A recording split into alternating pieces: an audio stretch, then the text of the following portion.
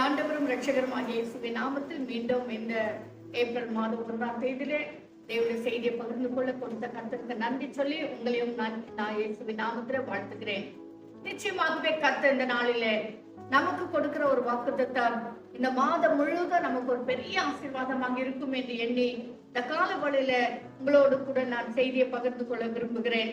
நான் தெரிந்து கொண்ட வசனம் என்னவென்று சொன்னால், எசேக்கியேலின் தீர்க்கதரிசன புத்தகம் 36ஆம் அதிகாரம் 9ஆம் வசனம். எசேக்கியேல் 36ஆம் அதிகாரம் 9ஆம் வசனம் உங்களுக்காய் நான் வாசிக்கிறேன். இதோ நான் உங்கள் பட்சத்தில் இருந்து, முதலாவதாகவே கர்த்தர் சொல்லுகிறார், இதோ நான் உங்கள் பட்சத்தில் இருந்து உங்களை கண்ணோக்குவேன், நீங்கள் பண்படுத்தப்பட்டு விதைக்கப்படுவீர்கள். இந்த வசனத்திலே நாம் பார்க்கும் பொழுது 4 பாகங்களாக பிரித்து நாம் பார்க்க முடியும். ஒன்று, நான் உங்கள் பட்சத்தில் இருக்கிறேன். முதலாவது அவர் சொல்லுகிறார், இதோ ஒரு அட்டென்ஷன் கொடுக்கிறார்.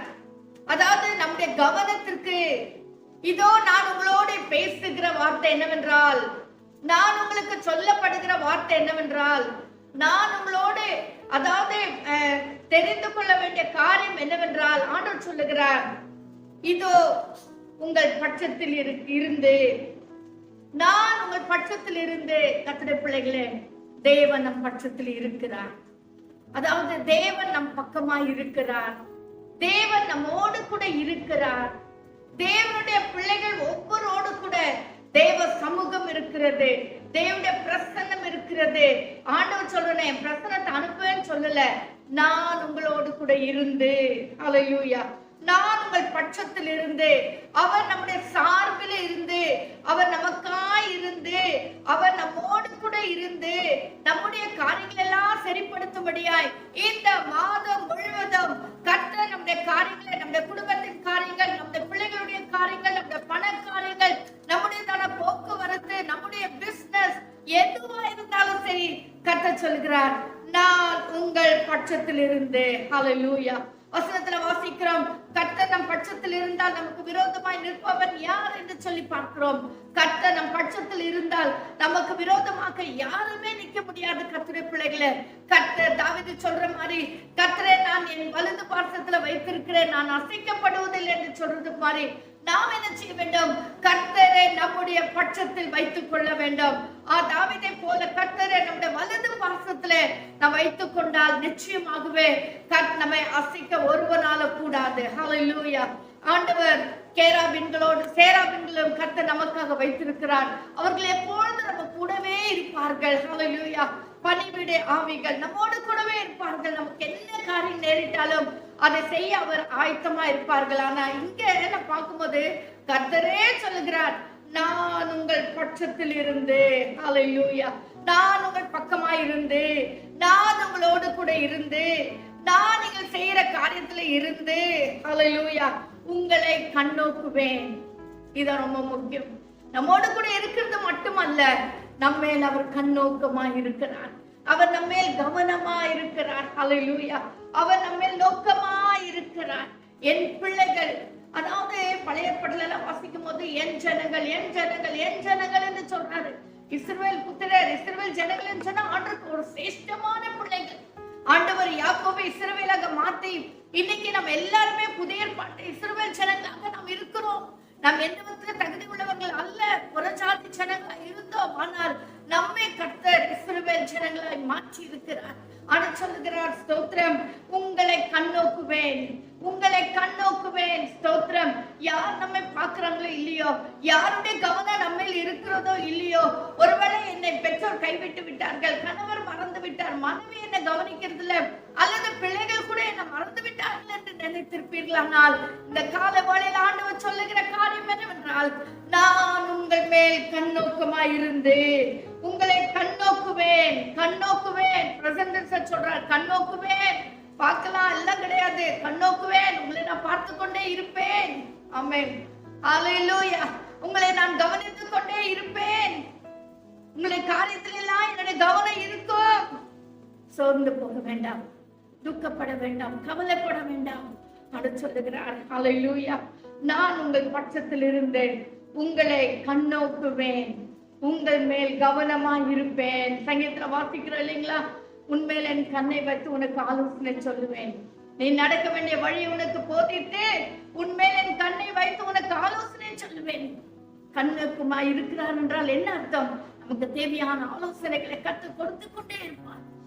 ஆறுதல் தேவையா, பலன் தேவையா, ஆசீர்வாதங்கள் தேவையா, தைரியம் தேவையா, அதாவது ஸ்தோத்திரம், நமக்கு தேவையான எப்பேற்பட்ட காரியங்களா இருந்தாலும் கர்த்தர் நமக்கு தந்து கொண்டே இருப்பார். ஹல்லேலூயா.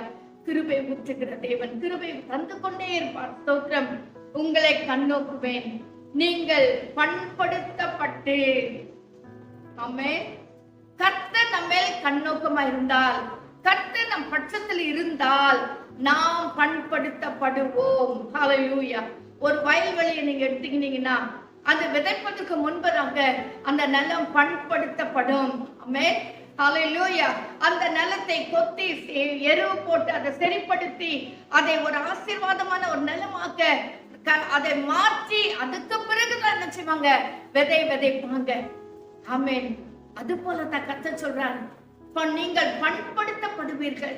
நீ ஒருவேளை நீங்க உங்க குடும்பம் சரியில்லாம ஆயிட்டுக்குதா, உங்க பிள்ளைகள் சரியில்லாம இருக்காங்களா, அல்லது உங்களுடைய காரியங்கள் உங்களோட பிசினஸ் லாஸ்ல போயின்னு இருக்கா, அல்லது நீங்க போக்குவரத்து காரியங்கள் உங்க குடும்பத்துல சமாதானம் இல்லாம, உங்க குடும்பத்துல நிம்மதி இல்லாம, ஆரோக்கியம் இல்லாம, பண்படுத்தப்படாத ஒரு நிலைமையில காணப்படுகிறீர்களா? கர்த்தர் சொல்லுகிறார், நீங்கள் பண்படுத்தப்பட்டு ஆண்டவர் எல்லா பிரசன்டென்ஸ் சொல்றார், நீங்கள் பண்படுத்தப்பட்டு விதைக்கப்படுவீர்கள். கர்த்தருடைய ஆசீர்வாதம் உங்க குடும்பத்துல விதைக்கப்படும். எப்ப நீங்கள் பண்படுத்தப்படுகிறீர்களோ, எப்ப நீங்க உங்க வாழ்க்கையை சரிப்படுத்திக் கொள்ளுகிறீர்களோ, எப்ப கர்த்தருடைய நன்மை பெற்றுக் கொள்ளும்படியான ஒரு ஆயத்தத்தை பெற்றுக் கொள்ளுகிறீர்களோ, நிலமானது எப்படி விதைக்கப்படுவதற்கு ஆயத்தப்படுத்தப்படுகிறதோ அதே போல உங்கள் நிலமாகிய உங்கள் குடும்பம், உங்கள் உள்ளம், உங்கள் ஆத்துமா, உங்கள் பிள்ளைகள், உங்கள் கணவர், உங்களுக்கான காரியங்கள் எல்லாம் எப்பொழுது பண்படுத்தப்படுகிறதோ அப்பொழுதே விதைக்கப்படுவீர்கள். கண்டிப்பா ஒரு விதை விதைச்சா அது விளையாம போகாது. ஒரு நிலத்துல விதை விளைச்சா கண்டிப்பா அது பலனை தராமல் போகாது, அது பலனை தரும். நல்ல நிலத்துல விதைக்கப்படுகிற விதைகள், ஆண்டு ஊமையை சொல்றாரு இல்லைங்களா, நல்ல நிலத்துல விதைக்கப்பட்ட விதை 100, 30, 60 பலன் கொடுக்கும். அருமையான கர்த்தருடைய பிள்ளைகளே, நீங்கள் பண்படுத்தப்படுவீர்களானால் நிச்சயமாய் விதைக்கப்படுவீர்கள். நீங்க விதைக்கப்படுகிறது உண்மையானால் நீங்கள் 100, 30, 60 பலன் கொடுப்பதும் உண்மை. ஏன்னா கர்த்தர் உங்கள் மேல் இருக்கிறார். ஏன்னா கர்த்தர் உங்கள் பட்சத்தில் இருக்கிறார். இந்த மாதம் முழுவதும் கர்த்தருடைய பலன் உங்களோடு கூட இருக்கும். கர்த்தருடைய கிருபை உங்களோடு கூட இருக்கும். கர்த்தர் அற்புதமா உங்களை நடத்துவார். ஆகாரை நினைச்சு பாருங்க. ஆகாருடைய சூழ்நிலை, ஆகாருடைய காரியங்கள் எல்லாம் எவ்வளவு ஒரு பரிதவிக்கப்பட்ட நிலைமையில் இருந்தது. ஆனா ஆகார் கர்த்தர் நோக்கி கூப்பிட்ட போதும் கர்த்தர் இறங்கி வந்தார். கர்த்தர் உதவி செய்ய ஆரம்பித்து விட்டார். இப்படி அநேக பரிசுத்தவான்களை நாம் வேதத்திலிருந்து பார்க்க முடியும். அருமையான கர்த்தருடைய ஜனமே, இந்த காலவெளியில உங்களை நான் தைரியப்படுத்த விரும்புகிறேன், உங்களை நான் உற்சாகப்படுத்த விரும்புகிறேன். கர்த்தருடைய வார்த்தையின்படியே நான் உங்கள் பட்சத்தில் இருந்து உங்களை கண்ணோக்குவேன். நீங்கள் பண்படுத்தப்பட்டு விதைக்கப்படுவீர்கள். விதைக்கப்படுவது உண்மையானால் பலன் கொடுப்பதும் உண்மை.